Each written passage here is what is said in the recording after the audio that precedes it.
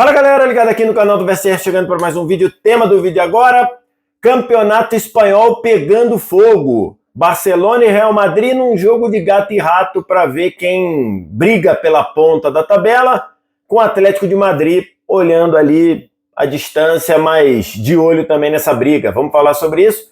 Antes, deixar o like, se inscrever no canal. Aqui embaixo você faz isso, aqui embaixo também você vem no primeiro comentário fixado desse vídeo, clica no link que tem nesse primeiro comentário, e aí ao clicar no link você baixa o app do SofaScore, melhor aplicativo à disposição no mercado para estatística de futebol. É o aplicativo que eu uso para os meus vídeos, eu uso para me preparar para os jogos, para comentar os jogos. É um aplicativo que está à sua disposição também para você ter um outro olhar do futebol e totalmente de graça. Você não paga nada nem para baixar, nem para usar. É de graça mesmo. Só vi, primeiro comentário, clicou no link, fez o download.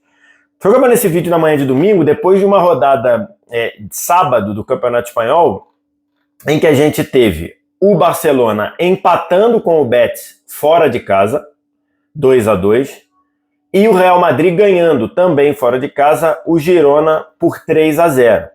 É um campeonato que a gente, no início, tinha o campeonato muito como um começo fortíssimo do Barcelona, inclusive por dar de 4 no Real Madrid dentro do Bernabéu, e a gente imaginava que o Barcelona, mantendo o pique do começo da temporada, talvez fosse até sobrar no campeonato. A realidade hoje do campeonato é que não tem nada do Barcelona sobrando, muito pelo contrário. Fui ao app do SofaScore, esse que eu pedi para você baixar no primeiro link aqui, tem a classificação do campeonato, e na classificação do campeonato a gente vê o Barcelona com 38 pontos em 17 rodadas, a gente vê o Real Madrid com 36 pontos em 16 jogos, e a gente vê o Atlético de Madrid com 32 pontos em 15 jogos. Barcelona e Real no meio de semana jogaram jogos adiantados por conta lá da Supercopa, que vai ser no fim do ano, na virada do ano, e com isso o Atlético de Madrid tem 2 pontos a menos. Então, se você olha aqui na tabela, o Real Madrid já está em condição de assumir a liderança do campeonato, ganhando o seu jogo atrasado, e o Atlético de Madrid tem condição de igualar a pontuação do Barcelona se o Atlético de Madrid ganhar os 2 jogos que ele tem a menos. Lógico que ter jogo a menos não é garantia de nada. O jogo do Real Madrid, por exemplo, é um jogo contra o Valência no Mestalla, que é muito difícil de se jogar, mas esse é o visual.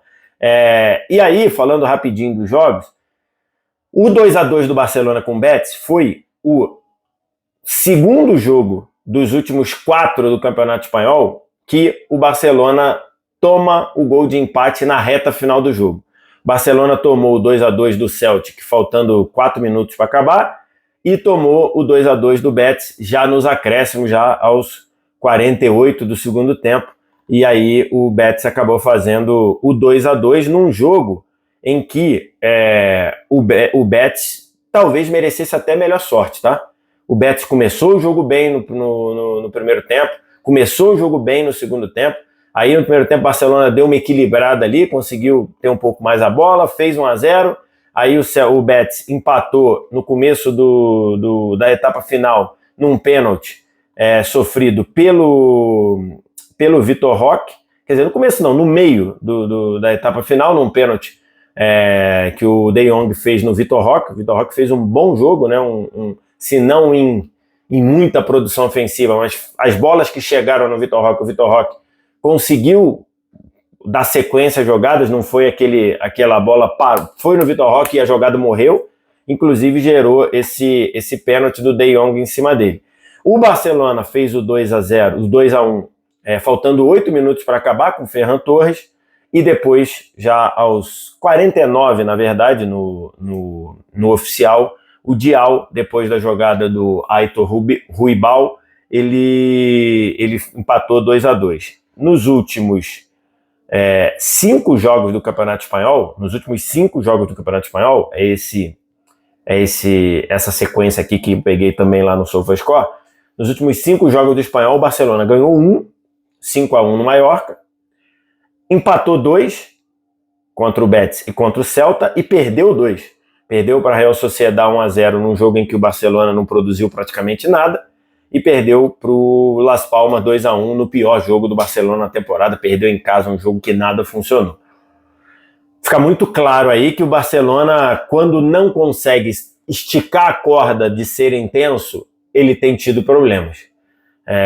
Quando o Barcelona consegue ser intenso, encaixar o seu jogo de intensidade, de marcação alta, de linha alta pressionando, ele encaixa esse jogo, faz 1-0, 2-0, abre vantagem, Nos jogos pau a pau, nos jogos disputados do Barcelona, o Barcelona não tem se mostrado muito bem.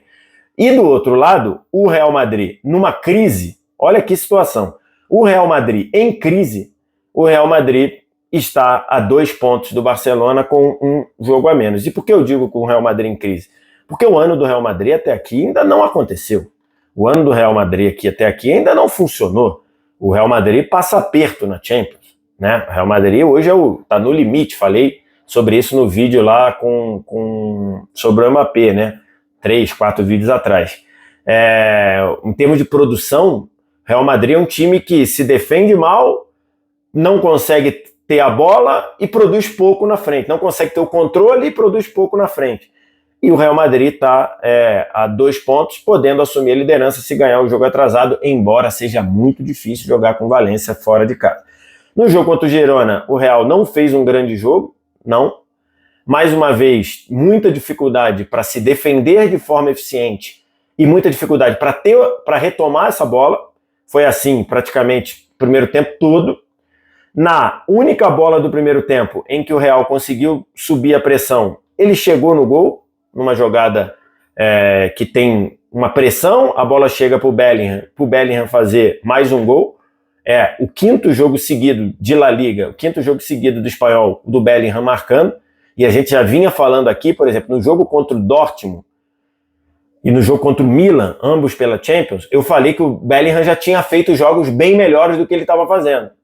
E no Campeonato Espanhol essa melhora é sensível, o Bellingham mais próximo do gol, o Real jogando ali com uma espécie de um losango na frente, né?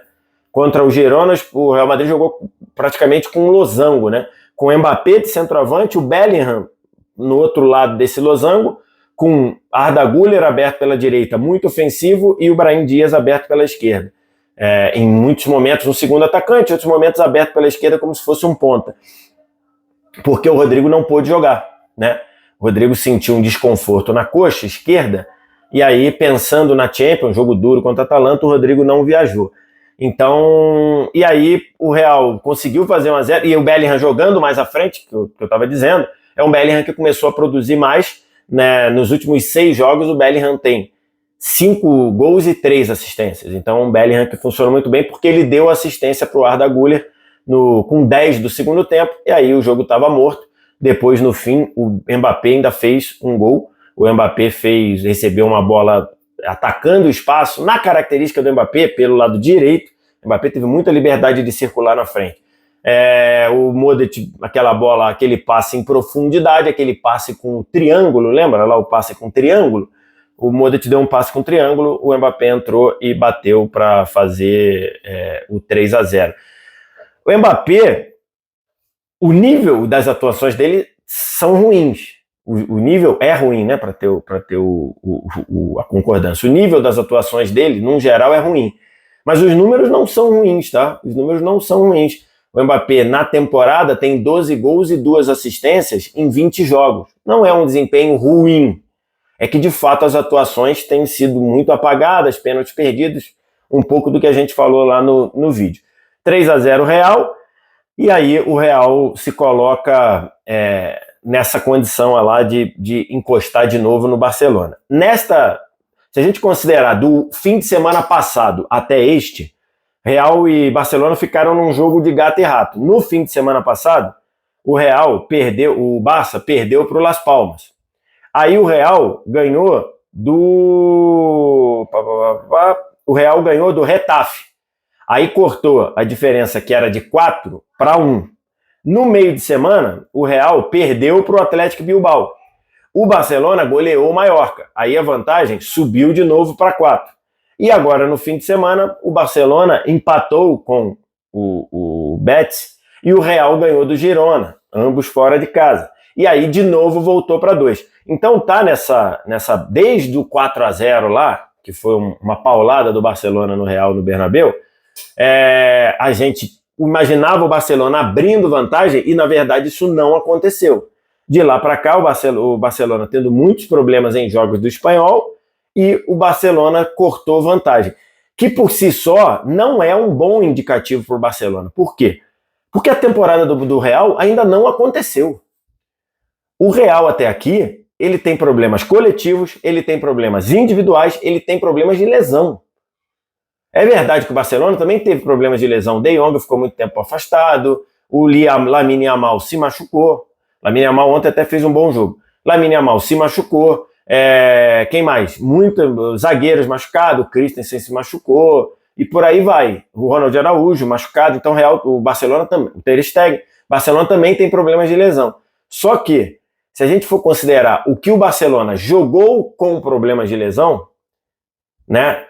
Esses daí que eu falei, o Ter Stegen praticamente não jogou na temporada, o Ronald Araújo não jogou na temporada, o De Jong tá voltando agora, tá pegando ritmo agora. Então o Barcelona já jogou muito bem com esses desfalques. O Real sofreu demais com os desfalques até para se encaixar enquanto equipe. Então, se você for ver, e eu não estou nem falando da galera de longa duração, tá? Não estou nem falando da galera de longa duração. Não estou falando do Alaba, que ainda não voltou da lesão do ano passado, deve voltar no meio de janeiro. Não estou falando do Militão, que não joga na temporada. Não estou falando do Carvajal, que não joga na temporada. Estou falando só de lesões recorrentes. O Bellingham ficou sequência de jogos fora no começo. O Rodrigo ficou sequência de jogos fora no começo. O Vinícius Júnior está numa sequência de jogos fora agora, segundo o Ancelotti, volta contra o Atalanta, que tende a dar uma melhorada para o Real na Champions. Então, assim, o Lucas Vázquez, que é o reserva da lateral direita, teve problemas de lesão. Então, assim, se a gente for considerar o Tchouaméni e Camavinga ainda está machucado, o Tchouaméni já voltou. Então, nesse cenário, é ruim para o Barcelona que esteja com a diferença tão pequena. Por quê? Porque a gente já viu o Barcelona jogar demais na temporada, a gente já viu o Barcelona fazer partidas encantadoras, partidas em que tudo funcionou, e aí os ápices são as duas goleadas contra a Bayern e contra a Real, Bayern pela Champions, Real no Bernabéu pelo Espanhol, mas a realidade é que o Real, o Real ainda tendo muito que melhorar, ele está botando pressão no Barcelona. E isso porque eu não falei do Atlético de Madrid, o Atlético de Madrid que tem 6 pontos a menos que o Barcelona, mas tem 2 jogos a menos que o Barcelona. E o Atlético de Madrid, depois de um começo de temporada complicado, ele vem de 2, 4, 6, 8... O Atlético de Madrid vem de 8 vitórias seguidas por todas as competições. Ganhou Copa do Rei, La Liga, Champions, ganhou do PSG fora, 2 pela La Liga, ganhou do Sparta Praga goleando fora, ganhou do Valladolid de goleada e ganhou do Qual é esse time? É o Cacerenho pela Copa do Rei também. Então é um Atlético de Madrid se encaixando, é um Atlético de Madrid melhorando. O entendimento de Griezmann com o Julián Álvares crescendo de produção, um time que tá com uma produção ofensiva melhor. Então, assim, fica a sensação que o Barcelona, pelo que ele já jogou na temporada, eu pelo menos, vou falar pessoalmente, imaginava um Barcelona com mais vantagem no Campeonato Espanhol, e a realidade não é essa. A realidade é um Barcelona 2 pontos à frente. É um Barcelona, é bem verdade, com margem na Champions. Na Champions o Barcelona está muito bem, é um dos líderes, enquanto o Atlético de Madrid está lá no miolo e o Real Madrid está lá, é o último time que estaria classificado. O Atlético de Madrid, trazendo a informação certinha, está na 15ª posição entre os 36 clubes, 9 pontos, e o Real Madrid é o 24º com 6 pontos. O Real Madrid jogou 5 vezes na Champions, tem 2 vitórias e 3 derrotas. É um jogo decisivo contra a Atalanta. Se o Real Madrid perder para a Atalanta, ele pode ficar numa situação muito complicada, até dentro da Champions, dependendo do que acontecer. Ele pode ir para as últimas 2 rodadas fora da zona de classificação, se ele perder para a Atalanta. E a Atalanta tá voando, né? A Atalanta é quinto colocado na Champions, quinta colocada, né, na Champions, e a Atalanta lidera o campeonato italiano. É bem verdade que o Napoli tem 2 pontos a menos e um jogo a menos, então, mas ele ou ele vai terminar, a Atalanta, ou vai terminar a rodada na ponta do italiano ou na segunda posição. Então é esse o cenário, mas pensando em campeonato espanhol, é uma situação complicada ali para o Barcelona. O Barcelona já fez partidas excelentes, o Barcelona jogou num nível espetacular. A nossa tendência do Real Madrid é só evoluir, porque o Real Madrid jogar pior do que o Real Madrid já jogou, e jogar, por exemplo, como uma partida como contra o Girona, que ele não fez um grande jogo, ganhou de 3-0, a tendência é a gente ver um Real subindo de produção e a briga lá pelo campeonato está aberta. Em algum momento pareceu que o Barcelona ia sobrar no Campeonato Espanhol. Hoje, começo de dezembro, o cenário é que não nos indica isso. O que você pensa? O que você acha? Diz aqui embaixo nos comentários. No mais, like, se inscreve no canal, sininho das notificações. Vem aqui embaixo, primeiro comentário do vídeo, tem um link, clica no link, baixa o app do SofaScore, é de graça para você, de graça para baixar, de graça para usar, e você ainda ajuda o meu trabalho aqui no canal do VSR. Baixa aí, não custa nada para você e me ajuda demais. Obrigado demais pela audiência, um abraço